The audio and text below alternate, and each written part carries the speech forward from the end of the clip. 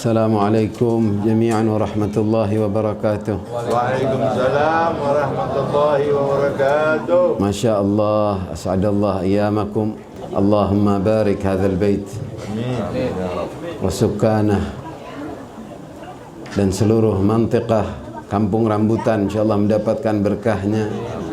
Al-Hajj Ahmad Ismail bin Ibrahim At-Tayyib semoga mendapatkan kemuliaan tambahan dengan menyelenggarakan acara Maulidir Rasul yang didatangi oleh para tetangga, para teman, para kerabat, para habaib, para kiai, bahkan lurahnya ikut hadir menunjukkan keprihatinan dan persatuan sosial yang indah. Fa insyaallah terkirim pula keberkahannya dan ganjarannya kepada almarhum Al-Syekh Al-Ustaz Ibrahim At-Tayyib beserta istrinya Siti Raudhah binti Muhammad Yasin. Segala amalan dari doa dan ayat-ayat suci dilantunkan serta keunggulan hadirnya acara ini insyaallah sampai kepada beliau semua.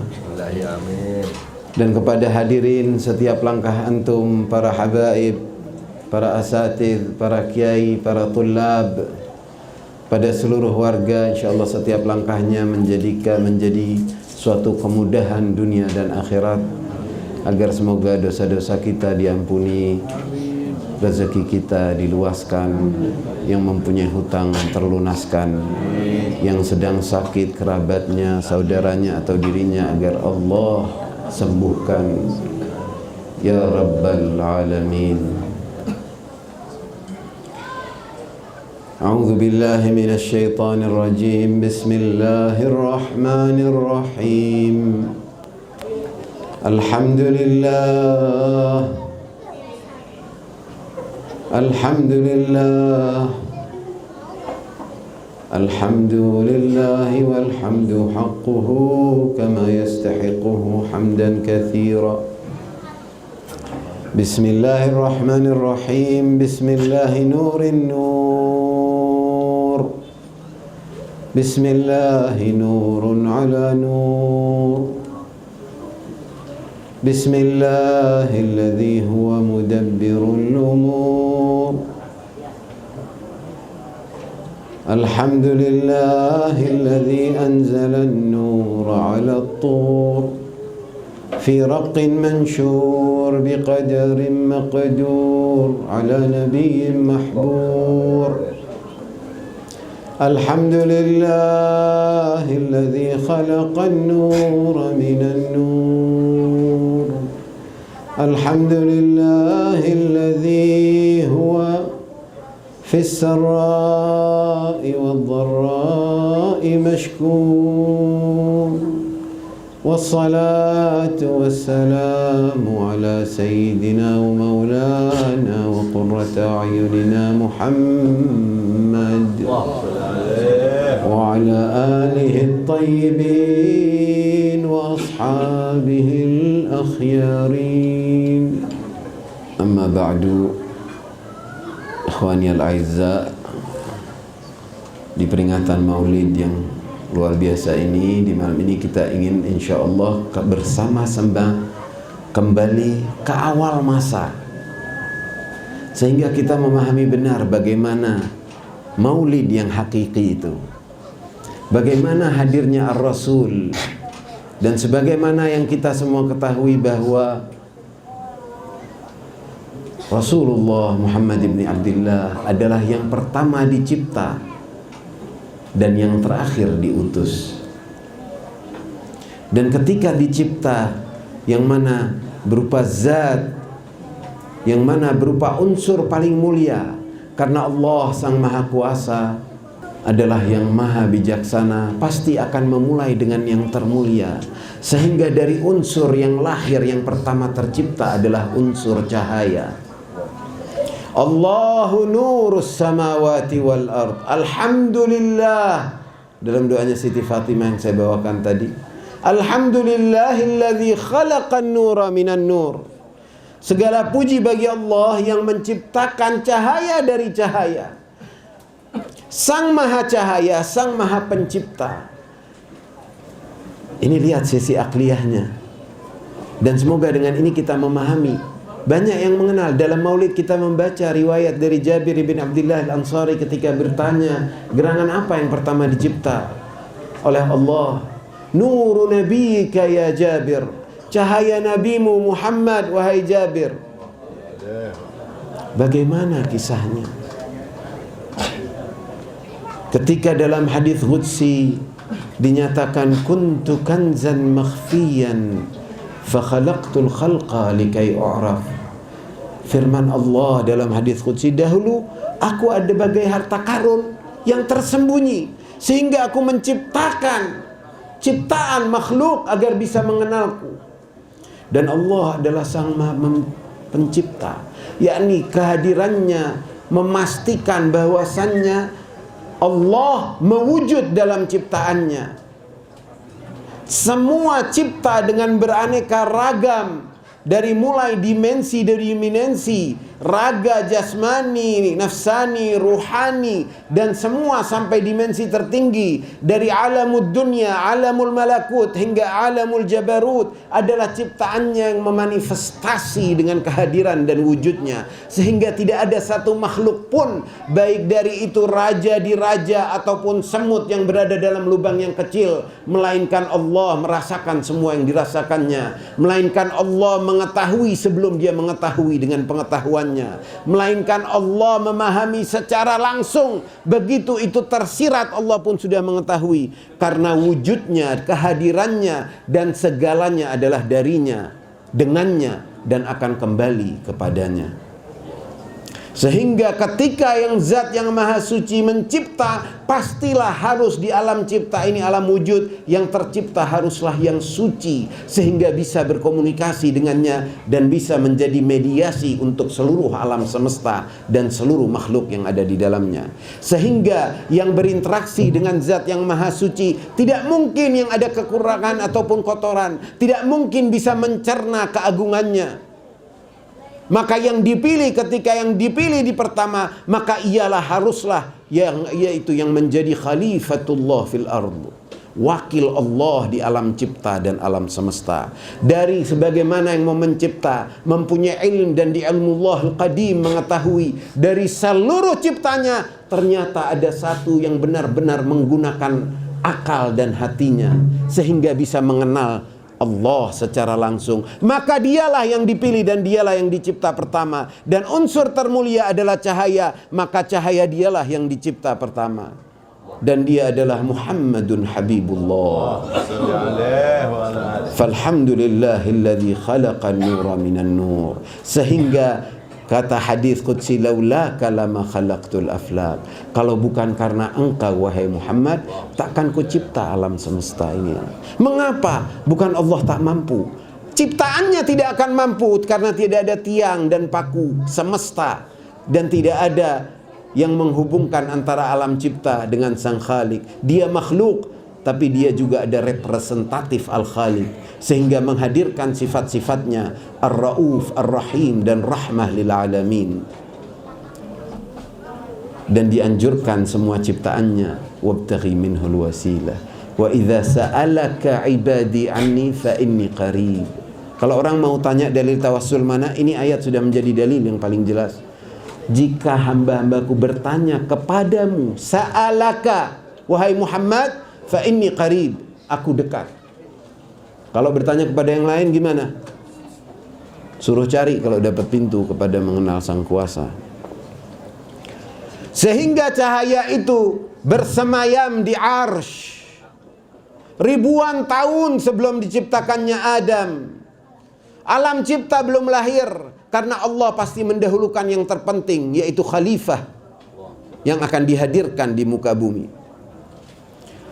Maka setelah masa itu terciptalah pula yang dicipta dari cahaya, yaitu para malaikat dan penghuninya, langit dan penghuninya, bumi terbentang, hadirnya sosok-sosok makhluk berakal sebagaimana para malaikat yang mana bisa beribadah dan tercipta dari cahaya yang suci, ingin mengenal Tuhannya. Maka mereka lahir ke alam cipta ini, lalu mereka melihat di langit ada sebuah cahaya yang sebegitu agung di arsy. Lalu para malaikat itu bertanya-tanya, apakah ini Tuhan kami? Karena ingin mengenal Tuhan, ingin mendekat kepada Tuhan, mengenal Allah adalah suatu hal yang fitrah.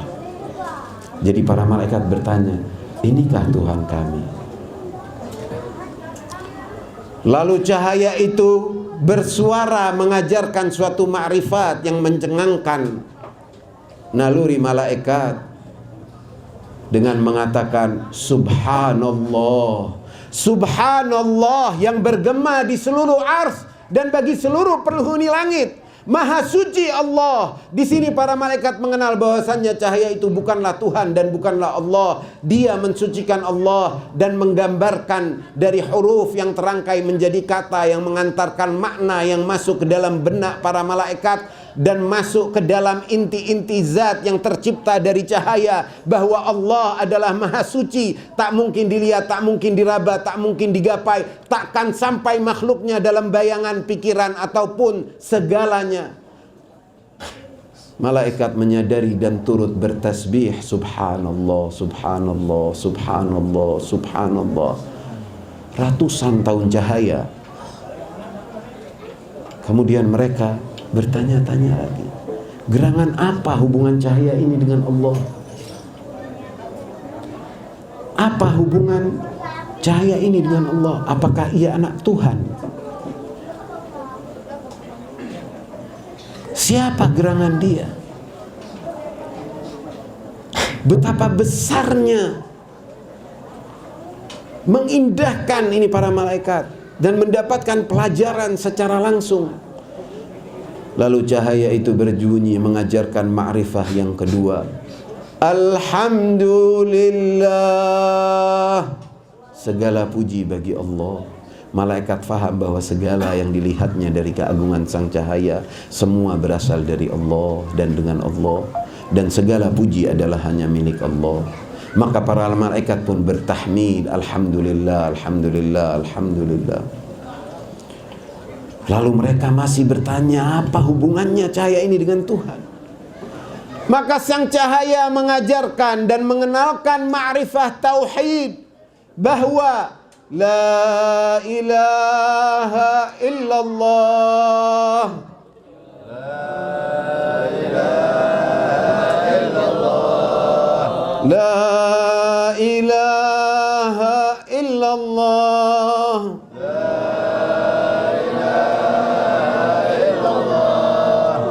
la ilaha illallah,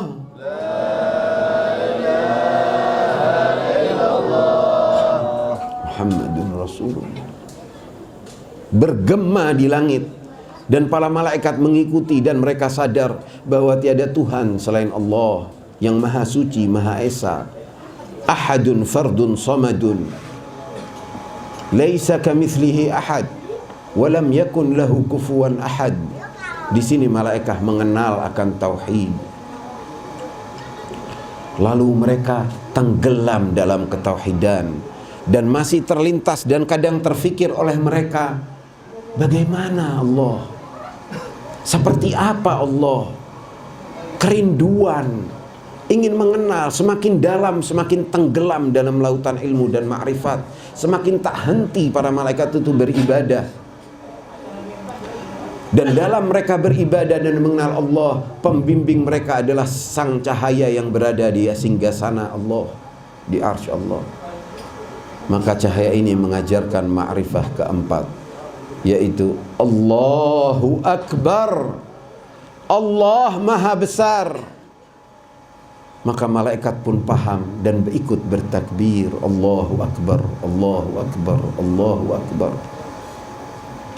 Bahwa Allah, mereka pun memahami bahwa Allah lebih besar dari segala yang mereka mungkin bayangkan, lebih besar dari segala yang tersirat dalam hati atau terlintas di benak, lebih besar, tak mungkin tergapai. Bukan hanya suatu permasalahan ukuran, karena ruangan dan waktu, masa dan segala dimensi adalah ciptaannya, sehingga dia tidak mungkin terbatasi oleh ciptaannya. Dia hadir bersama tetapi di luar semua.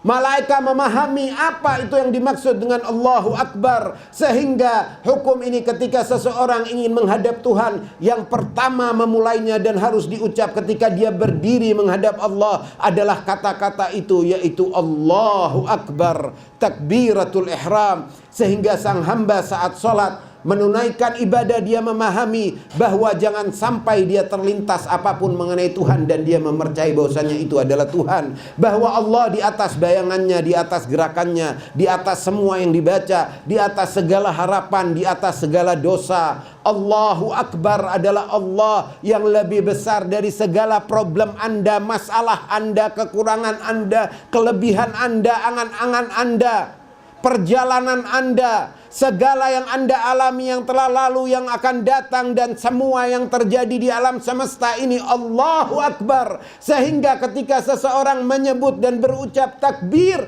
dalam sholat, dihadirkan ma'rifah itu, bahwasannya dia mengenal dan menghadap kepada Tuhan yang maha besar.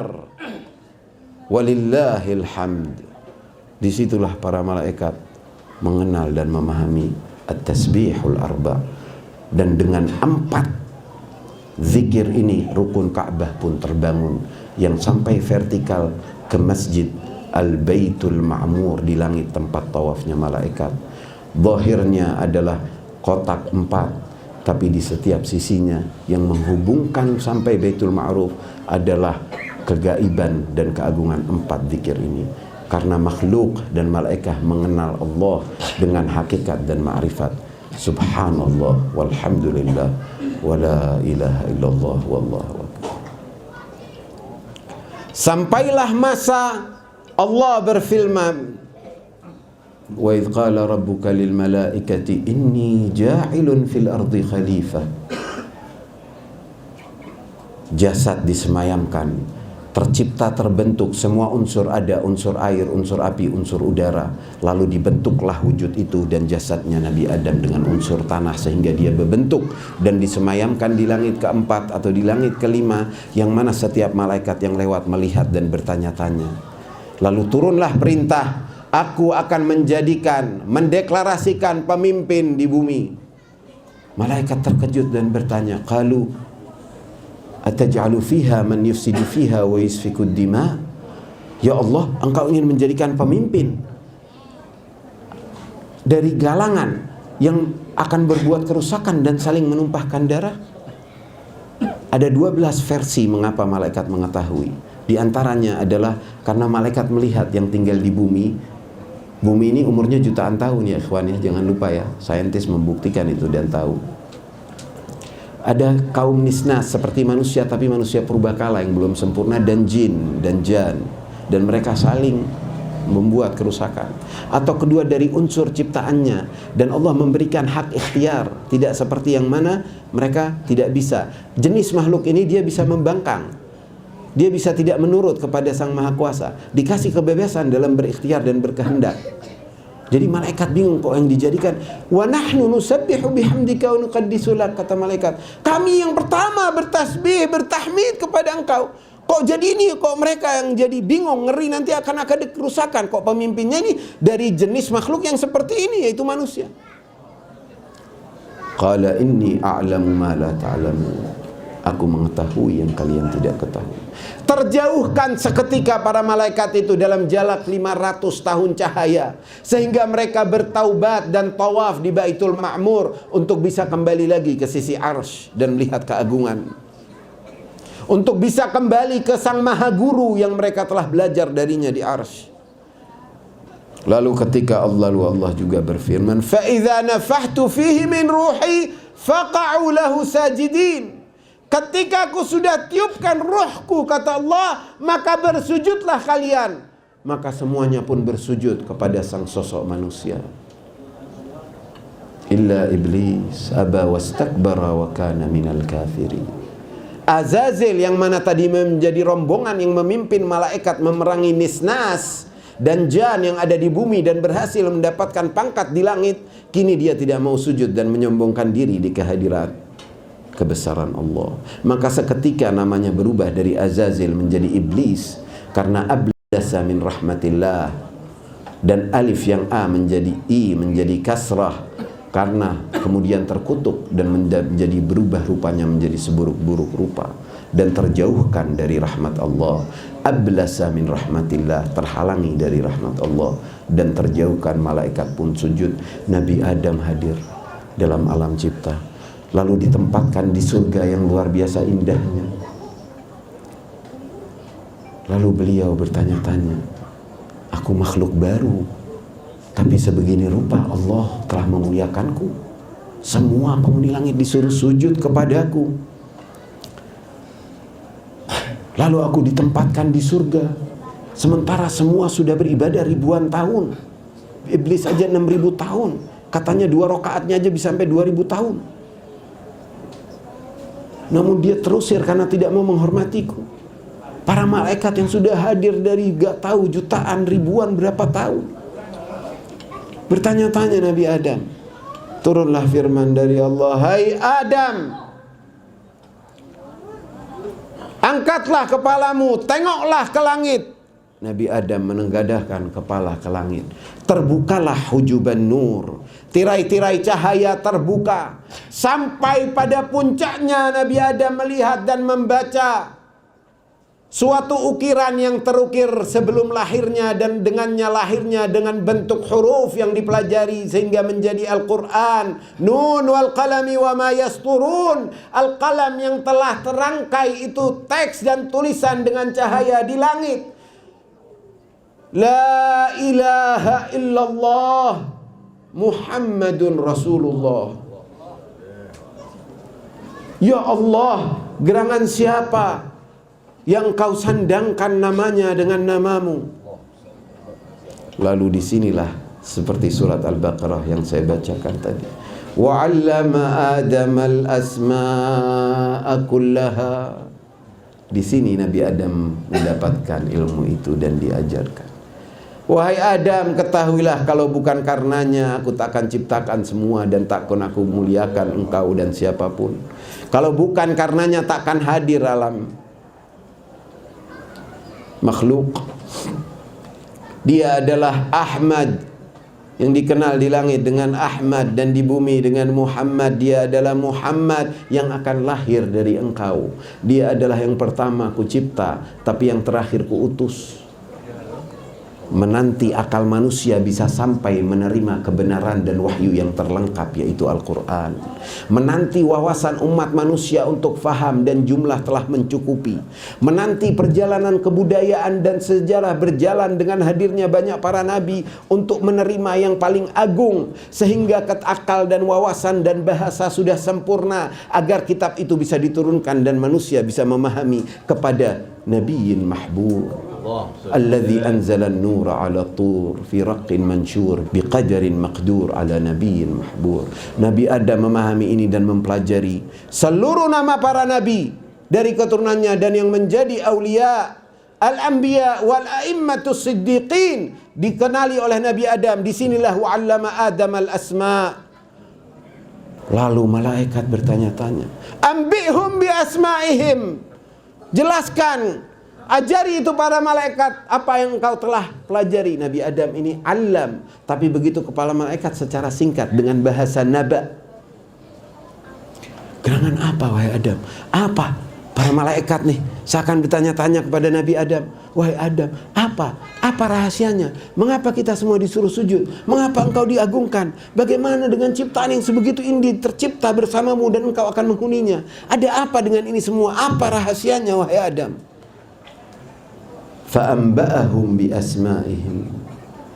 Nabi Adam pun mengajarkan para malaikat, hai para malaikat, tahukah kau cahaya yang ada di langit yang selama ini kamu melihatnya dan belajar dari? Iya, kata para malaikat, dia adalah guru kami, darinya kami tercipta, dari percikan cahayanya hadir kami dalam wujud, kata malaikat.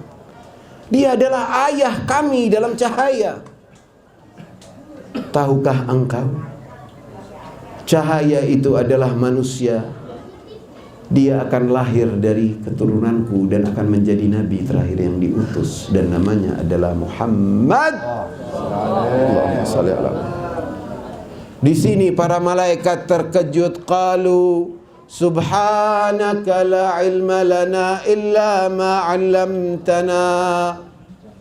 Maha suci Engkau ya Allah, tiada yang kami ketahui kecuali apa yang Kau ajarkan kepada kami. Terkejut para malaikat bahwasannya ternyata guru mereka yang selama ini mengajarkan mereka ma'rifatullah dari alif ba ta hingga ya, hingga mereka memahami dan mengenal Tuhan mereka yang sebenarnya, adalah ternyata dari golongan manusia dan akan diutus menjadi nabi terakhir.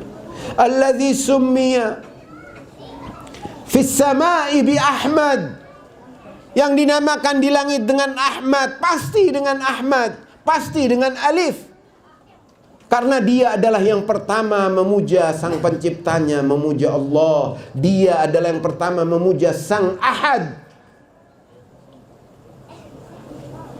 Dan pujaan adalah Alhamdulillah. Dan dari hamdan lillah, mimnya turun sehingga menjadi Ahad, menjadi yang kedua, dan khalifahnya yang pemukanya dari unsur cipta semuanya adalah sang Ahmad.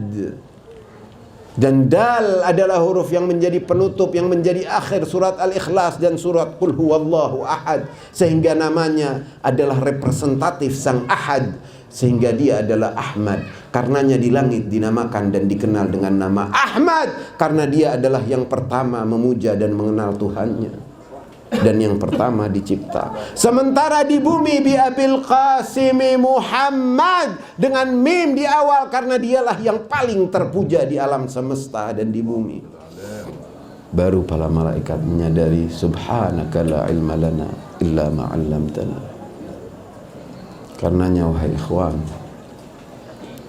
dengan kecintaan kepada Ar-Rasul haruslah terrealisasi wujud persatuan, karena alam cipta dan alam semesta ini mestinya bersatu, dan itu yang Allah inginkan. Karena alam yang jamad, yang tak berakal itu bersatu secara takwini.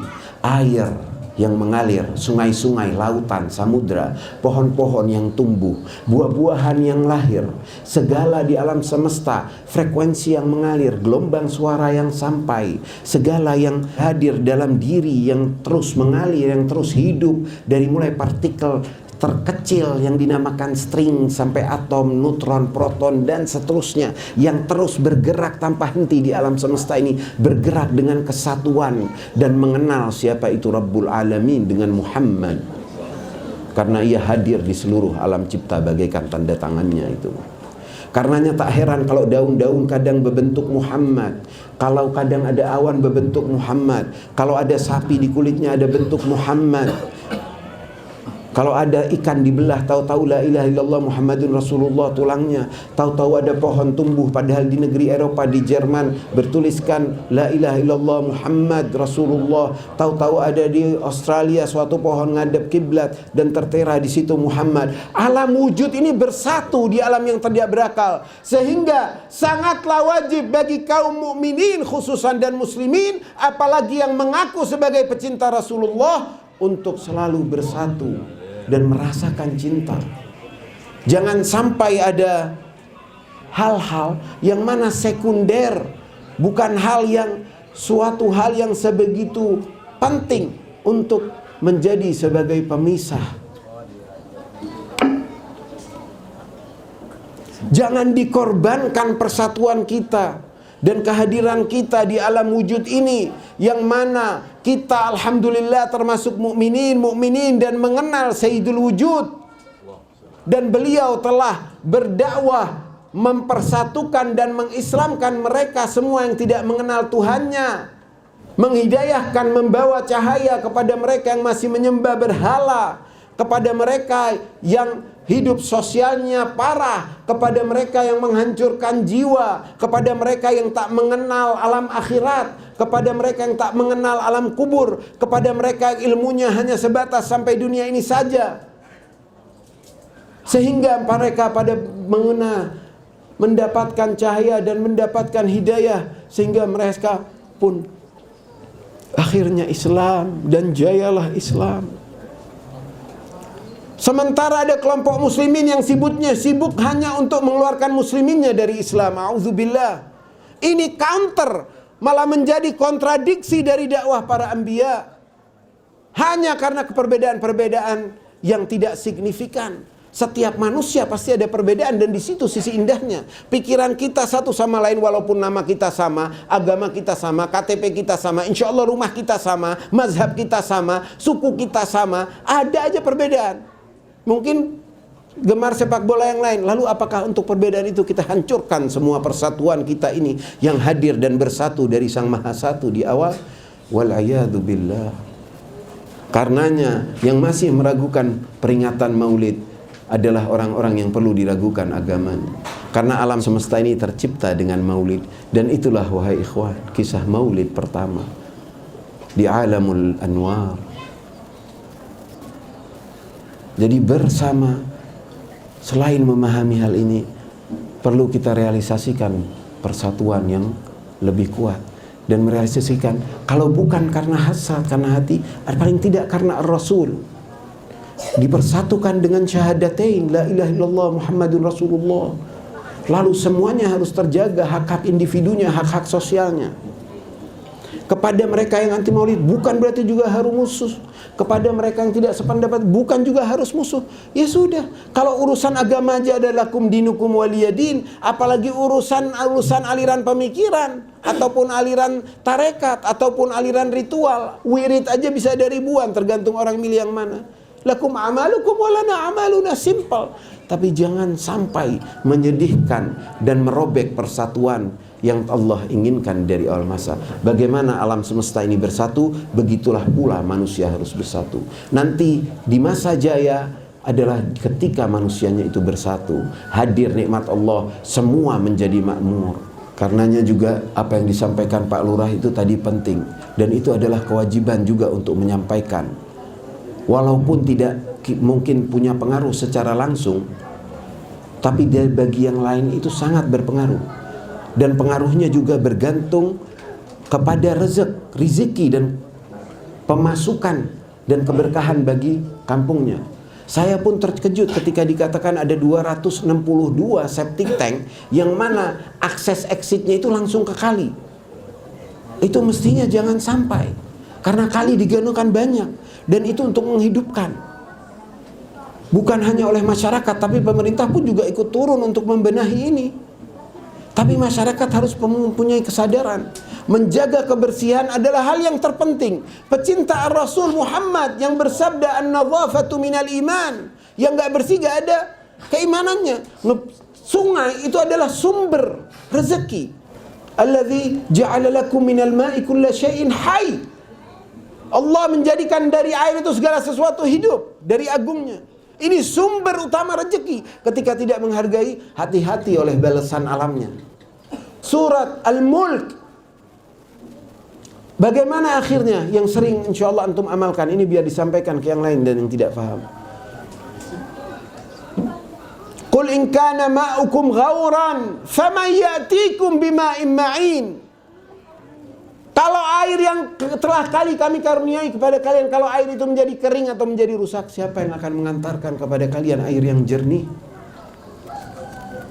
Belum lagi ngefek rezeki dan kemakmuran desa itu. Dan ini ada. Antum lihat ciri-ciri surga selalu ada diiringi wa tajri min tahtihal anhar. Tajri min tahtihal anhar. Sungai-sungai. Suaranya membawa kesehatan, karena frekuensi gelombang air itu memberi kesehatan dan ketenangan. Suaranya, kehadirannya air itu harus jernih. Ketika dia membawa kotoran, dia menangis dan sedih. Ada daerah-daerah selanjutnya yang tidak merasakan. Dia hadir suci lalu dirusakin dan tidak dihargai. Tunggu, jangan mengeluh kepada Allah, rezeki kurang, semua kurang, penyakit datang. Ketika kehadiran ini tidak dihargai, kebersihan wajib dihargai. Apalagi yang berurusan dengan kehidupan sosial. Karena kalau tidak menjadi dosa sosial yang sangat besar. Anak-anak muda, siapapun, jangan sembarangan ngebuang sampah, khususnya ke sungai. Di sini saya tahu, saya hidup di Jawa Barat pun banyak. Hampir semua ada mata air yang malah jadi tong sampah.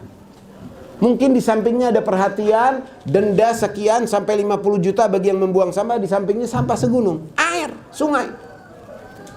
Dan ini fenomena yang menyedihkan.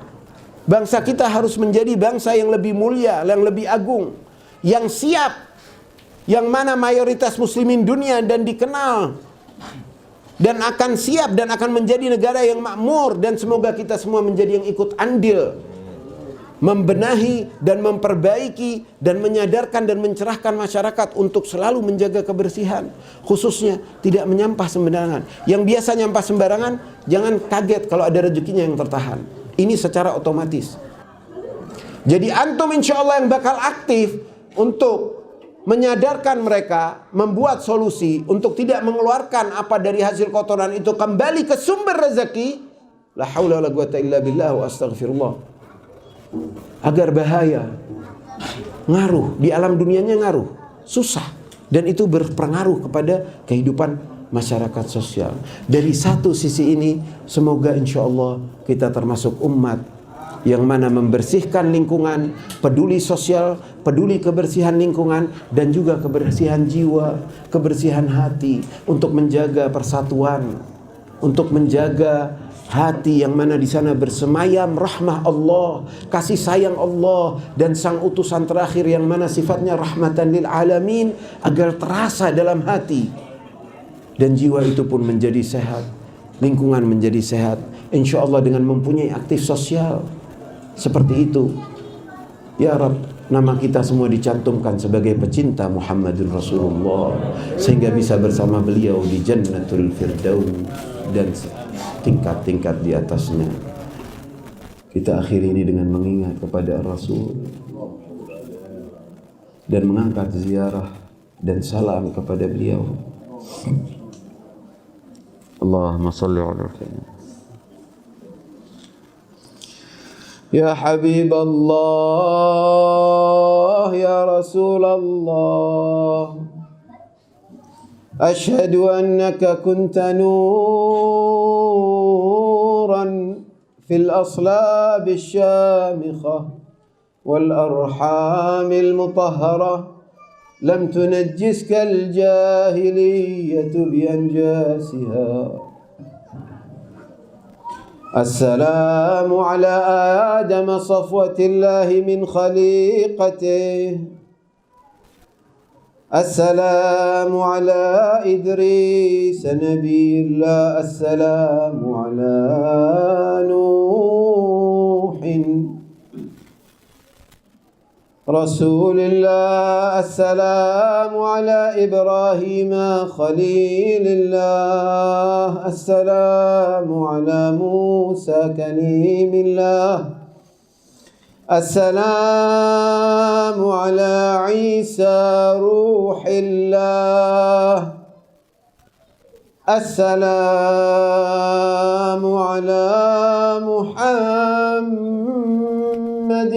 حبيب الله. السلام عليك يا رسول الله. السلام عليك يا إمام الرحمة. السلام عليك يا صفوة الله. السلام عليك يا خيرة الله. السلام عليك يا بيان حكم الله. السلام عليك يا ناصر دين الله. السلام عليك يا محمد بن عبد الله. أشهد أنك قد بلغت رسالات ربك ونصحت لأمتك وجاهدت في الله حق جهاده يا رسول الله. Silahkan niatkan hajatnya, insyaallah terkabul ya rabbal alamin. Allahumma salli wa sallim ala Allahumma.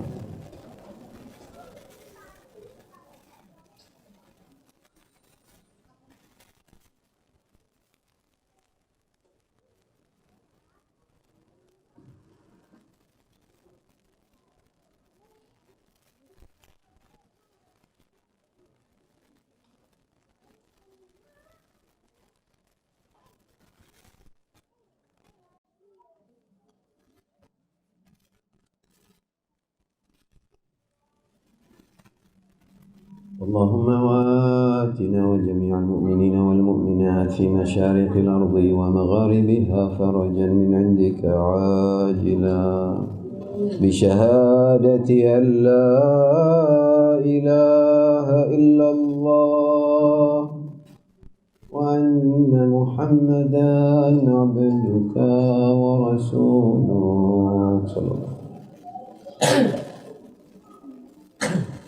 صلى الله عليه وعلى آله وسلم تسليما كثيرا. الحمد لله رب العالمين والعفو منكم والسلام عليكم ورحمة الله وبركاته. Waalaikumsalam.